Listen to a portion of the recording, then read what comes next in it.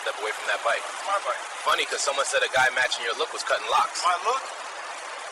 I have the keys for the lock in my pocket. Don't reach. Keep your hands where I can see them. So how do I prove it's mine if I can't reach? I don't care. Guys like you always have a story. Stay right there. Oh, okay. I see where this is going.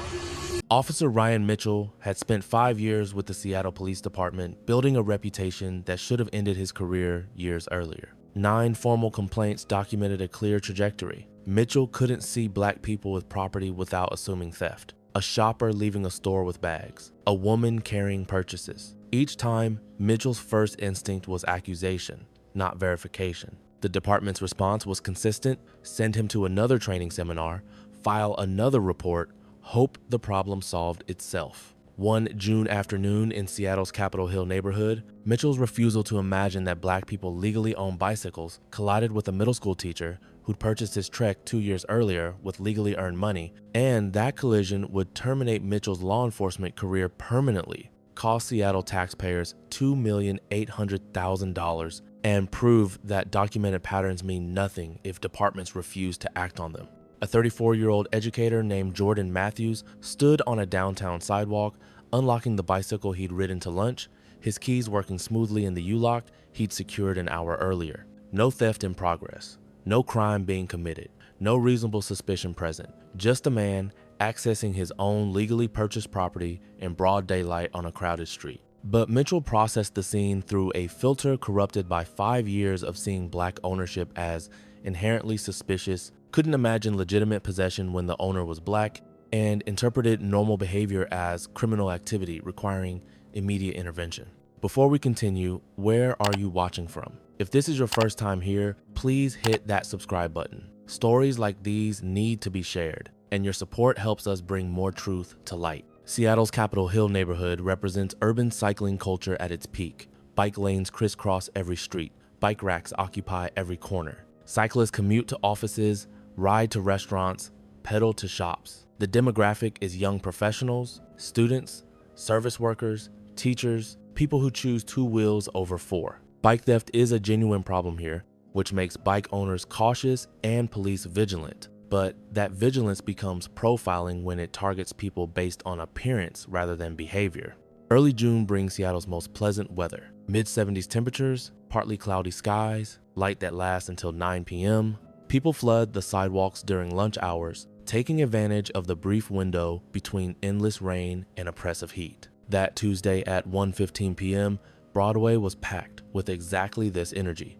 Workers on break, shoppers carrying bags, cyclists unlocking bikes to continue their errands. Jordan Matthews had chosen teaching as a profession after watching education transform his own life. His parents worked service jobs, his mother cleaning hotel rooms, his father driving for a delivery company. They prioritized education despite financial constraints. Jordan responded by excelling academically, earning a scholarship to the University of Washington, graduating with an English degree, and entering the teaching profession at 27. 7 years into his career at Washington Middle School, he'd established himself as the teacher students requested, parents praised, and administrators valued for his ability to make literature relevant to 7th graders navigating identity, social pressure, and self-doubt. 2 years ago, Jordan made a practical decision. Driving to work meant fighting traffic, paying for gas, finding parking in a congested area. Biking offered exercise, environmental benefits, and financial savings. He researched commuter bikes, read reviews, visited shops, and invested $800 in a Trek with reliable components, comfortable geometry, and adequate security features. He registered the bike with Seattle's bike registry as recommended. He bought a high-quality U-lock. He established a routine, riding 3 miles each direction, locking carefully, maintaining the bike regularly. That Tuesday, Washington Middle had a half day for professional development. Jordan finished his morning sessions at noon, decided to use the free afternoon productively. He rode downtown to Capitol Hill, his favorite neighborhood for bookstores and cafes. He locked his bike securely to a rack on Broadway at 12:45, walked to Elliott Bay Books, browsed the fiction section for 30 minutes, left with 2 novels, and returned to the bike rack at 1:10, standard afternoon. Routine activity, legal behavior in every aspect. Jordan wore dark pants, a gray shirt, and an olive jacket appropriate for Seattle's unpredictable weather. His U-lock keys occupied his jacket pocket. His wallet containing ID, teacher credentials, and bike registration sat in his back pocket. He approached his Trek, inserted his key into the U-lock, securing the front wheel to the rack, and began the familiar motion of unlocking property he'd locked himself 60 minutes earlier. He committed no crime. He displayed no suspicious behavior. He had absolute legal right to unlock his own bicycle. But Officer Ryan Mitchell, patrolling Capitol Hill after dispatch reported bike thefts in the commercial district, interpreted the scene completely differently. Mitchell represented a specific type of officer that complaints can identify but departments often tolerate. 5 years on the force, 9 documented complaints. 7, following an identical pattern. See black person with property. Assume theft occurred, demand proof of ownership. Ignore evidence of legitimacy, escalate unnecessarily. The complaints included detailed descriptions. Black man with shopping bags stopped outside Target, forced to produce receipts despite having committed no crime. Black teenager with skateboard detained near bike shop, questioned aggressively about where he obtained the board despite his mother standing nearby with the purchase receipt. Black woman carrying packages stopped downtown, bags searched without consent, stores called to verify nothing was stolen despite zero evidence suggesting theft. Seattle PD's response to each complaint was predictable. Acknowledge the complaint,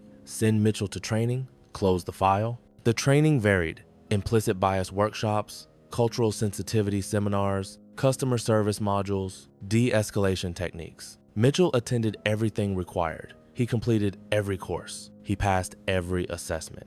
Then he returned to patrol and continued making the same bias stops because attending training differs fundamentally from changing behavior. That afternoon, dispatch had alerted patrol units to multiple bike thefts near Broadway. Someone was cutting locks, stealing bikes secured to racks. Officers should watch for suspicious activity around bike racks. Mitchell heard this call and began scanning for potential thieves. When Mitchell spotted Jordan unlocking a bike, his pattern recognition system activated. Black man, expensive bike, working on a lock. In Mitchell's corrupted analysis, these elements added up to probable theft. He didn't observe that Jordan held keys, not bolt cutters. He didn't notice Jordan's calm demeanor rather than nervous scanning for witnesses. He didn't consider that thieves rarely operate in broad daylight on crowded streets with dozens of potential observers. He processed the scene through 5 years of bias and reached the conclusion his bias always produced. Black person with nice property equals theft in progress. Mitchell accelerated his approach, hand positioning near his service weapon. Do you think bicycle owners should face interrogation for unlocking their own property? Drop your answer below. Jordan heard rapid footsteps approaching from behind. He'd just withdrawn his key from the U-lock when an authoritative voice demanded compliance. Hey, step away from that bike. Jordan straightened and turned, immediately recognizing the uniform, the posture, the tone. Police encounter. His mind ran through protocols learned from experience and passed down through community knowledge. Keep hands visible. Stay calm. Don't argue. Comply with instructions. Survive the interaction. He maintained eye contact and responded evenly. It's my bike. Mitchell had already constructed his narrative. Bike thief caught in the act. Suspect making false ownership claim. Textbook case. His response carried the certainty of someone who decided guilt before gathering facts. Funny, cause someone said a guy matching your look was cutting locks. The phrase, your look, landed like the accusation it was. Not a description based on clothing, height, or distinguishing features. A description based on race. Jordan had heard variations of this phrase before, in different contexts. Retail employees following him through stores, security guards asking unnecessary questions, neighbors wondering if he belonged in the building where he lived. Each time, the phrase meant the same thing. Your presence here seems wrong because of how you look. Jordan kept his response factual. My look? Officer, I have the keys to the lock in my pocket. This is my bike. I locked it here an hour ago. The logic was simple. Jordan possessed keys that functioned in the lock. Bike thieves use cutting tools, not keys. Anyone observing for 30 seconds could distinguish between someone unlocking and someone stealing. But Mitchell wasn't interested in observation or logic. Don't reach. Keep your hands where I can see them. Jordan now faced an impossible situation. Proving ownership required accessing documentation, his wallet containing his ID, his bike registration card, his teacher identification showing his employment at Washington Middle School. But Mitchell had just prohibited reaching for anything. Jordan articulated the contradiction. So how do I prove it's mine if I can't reach for my wallet or registration? Mitchell's response revealed his underlying assumptions more clearly than any complaint file could document. Guys like you always have a story. Stay right there. Guys like you. Not people who claim ownership, not suspects who offer explanations. Guys like you. The phrase exposed Mitchell's thinking. Black men caught with property always claim legitimate ownership. Black men always have excuses. Black men always lie. In Mitchell's framework, Jordan's calm explanation and logical points weren't evidence of innocence, but confirmation of guilt. Jordan remained stationary and responded with careful precision. I'm standing right here. This is where community intervention becomes crucial. A woman sitting on a nearby bench had observed the entire sequence. She'd watched Jordan lock his bike at 12:45. She'd seen him walk toward the bookstore. She'd noticed him return with a bag containing books. She'd observed him begin unlocking the same bike he'd locked earlier. When she heard Mitchell's accusation, she stood and approached. "Officer, I saw him lock that bike there about an hour ago. He went into Elliott Bay Books and just came back. That's his bike. He's not stealing anything." Mitchell turned toward her with visible irritation at the interruption. "Ma'am, please step back from the scene. But I'm providing eyewitness testimony. I watched him lock it with those same keys he's holding now. He owns that bike." "Ma'am, I need you to move away from this investigation." A cyclist who'd been unlocking his own bike 2 racks away had also observed the interaction. He'd seen Jordan around the neighborhood before, recognized the trek, understood immediately what was happening. He called out from his position. "Officer, I've seen this guy ride that bike through Capitol Hill for months. He's not a bike thief. He's a regular." Mitchell's frustration escalated as witnesses contradicted his predetermined conclusion. Rather than reconsidering his assessment based on new information, he called for backup, dispatch, requesting additional unit at Broadway and East Republican, investigating possible bike theft, multiple civilians interfering with the stop. Jordan felt the situation expanding beyond control. "You're calling backup because I'm unlocking my own bike? This is absurd. I'm investigating a reported theft in this area.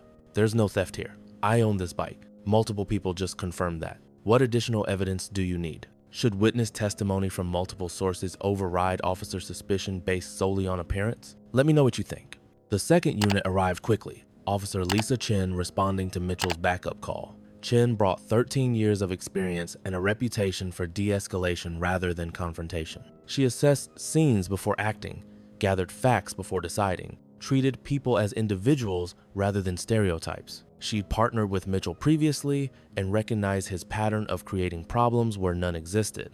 Chen approached and took in the scene systematically.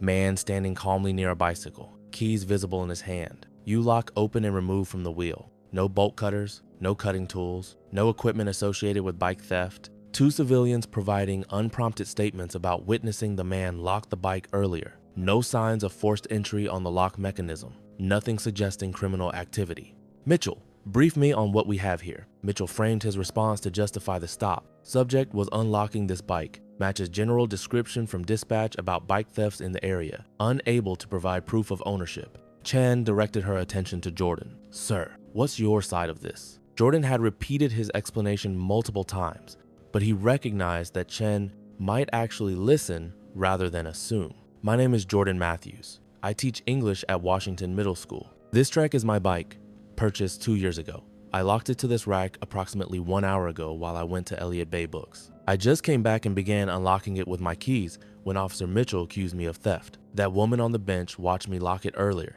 That cyclist says he's seen me ride this bike around the neighborhood. I have bike registration documentation in my wallet if I'm allowed to access it." The woman from the bench interjected. "Officer, everything he's saying is true. I was sitting right there reading. I watched him lock that exact bike at around 12:45. Same keys, same lock. He walked toward the bookstore. I saw him come back about 5 minutes ago with a bag. He started unlocking the same bike he'd locked. That officer showed up and started accusing him. There's no theft happening here." Chen processed the information. Eyewitness testimony. Keys matching the lock. Calm behavior inconsistent with theft. Registration documents available for verification. She turned to Mitchell with barely concealed frustration. "He's got keys that work in the lock. Witnesses confirm he locked it himself. He's offering registration proof. What part of this suggests theft to you?"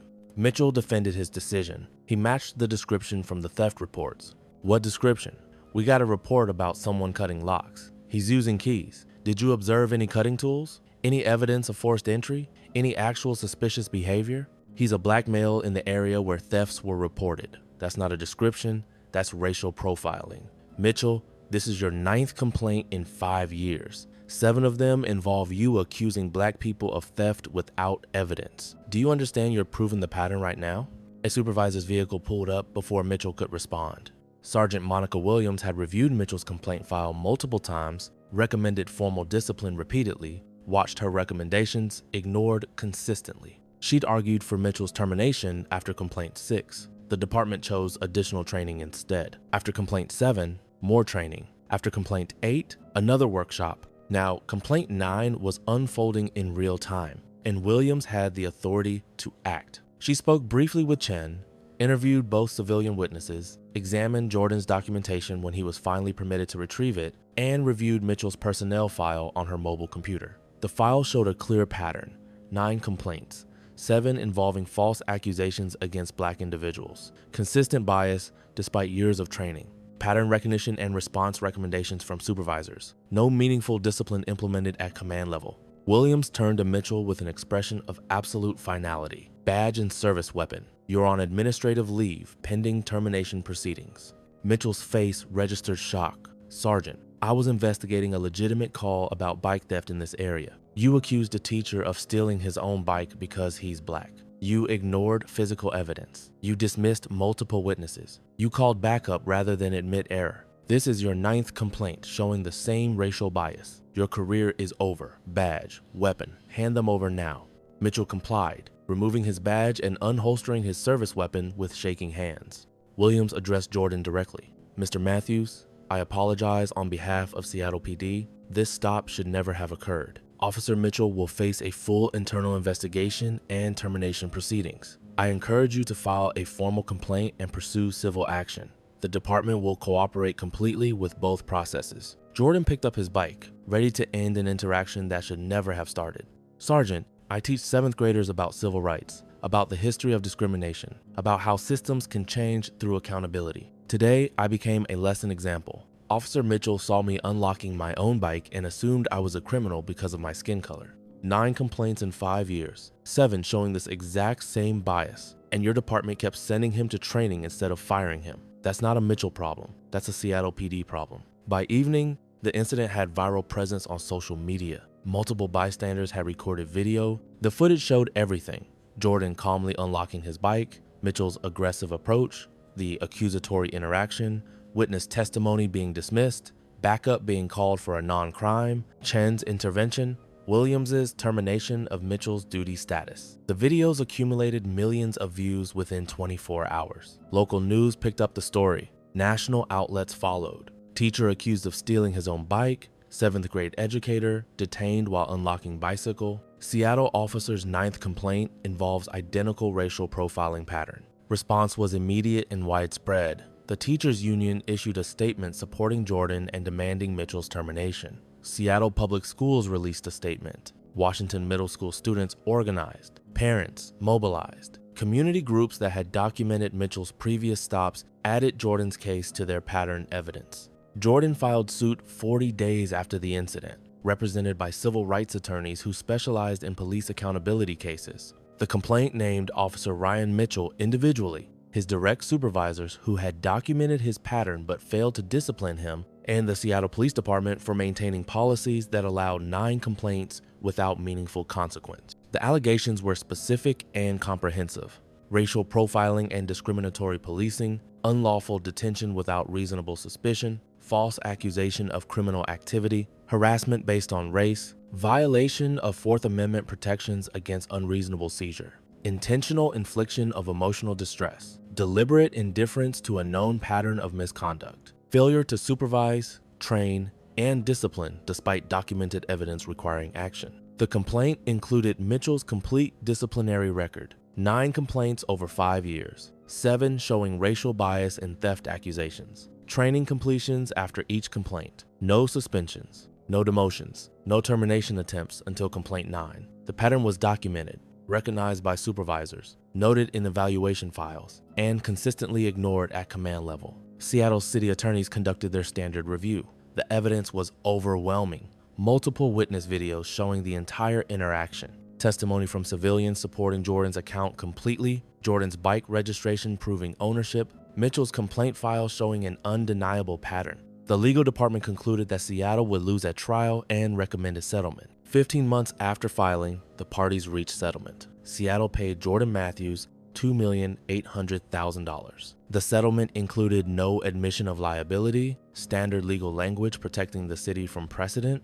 but the amount spoke clearly about the case's strength and the pattern's significance. Officer Ryan Mitchell faced termination proceedings 11 weeks after the bike incident. The termination was absolute. Officer Mitchell engaged in racial profiling of a community member engaged in lawful activity. He detained Mr. Matthews without legal basis. He accused him of theft without evidence. He dismissed witness testimony contradicting his assumptions. His conduct represents his 9th complaint in 5 years, with 7 showing identical racial bias in accusations of theft against black individuals. Despite years of training addressing this exact pattern, Officer Mitchell has demonstrated no behavior change and no recognition of misconduct. His continued employment poses liability risk and undermines community trust. Termination is immediate and permanent. Mitchell's name entered the National Decertification Index, the database preventing terminated officers from finding law enforcement employment in other jurisdictions. His 5-year career ended permanently.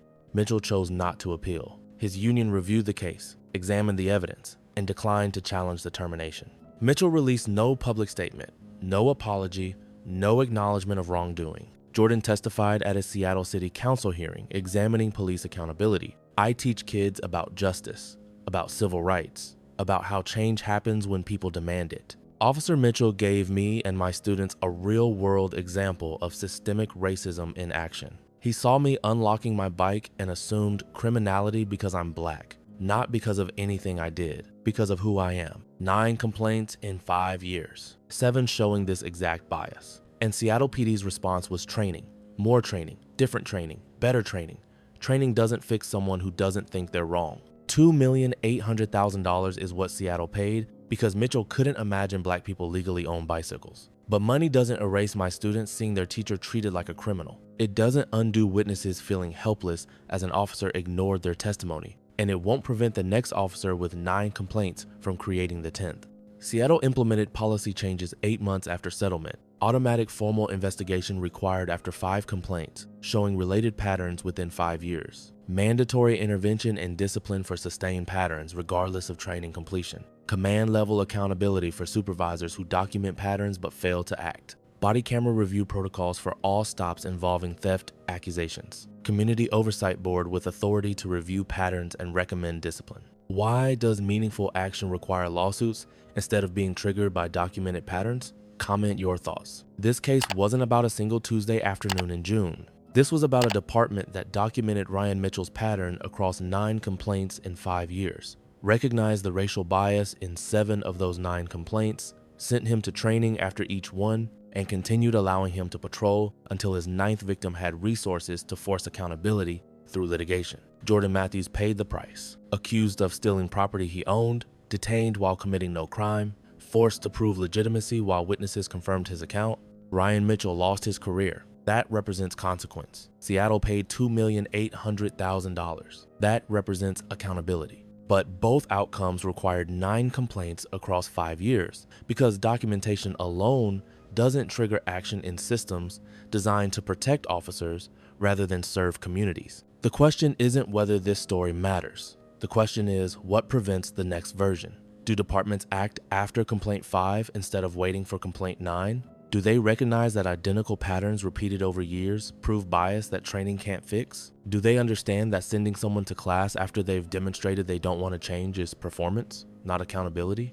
Because if systems don't change to make patterns count, if departments keep documenting without acting, if training remains the default response to obvious bias, then Jordan Matthews represents one case in an infinite series. The next officer accumulates complaints. The next community member faces false accusations. The next department pays millions because prevention was cheaper than settlement but harder than training. Comment if you agree. 5 complaints showing related patterns within 5 years should trigger automatic termination. No more training, no more chances. Removal? If you believe these stories demand action, if you think bike owners shouldn't need multiple witnesses to prove they're not thieves, then hit subscribe. We're documenting how systems choose training over termination, documentation over discipline, pattern recognition over pattern response. We're demanding better. We're fighting for communities that deserve protection from the officers who are supposed to protect them. This isn't about one officer or one teacher. It's about systems that count complaints but don't let those complaints count.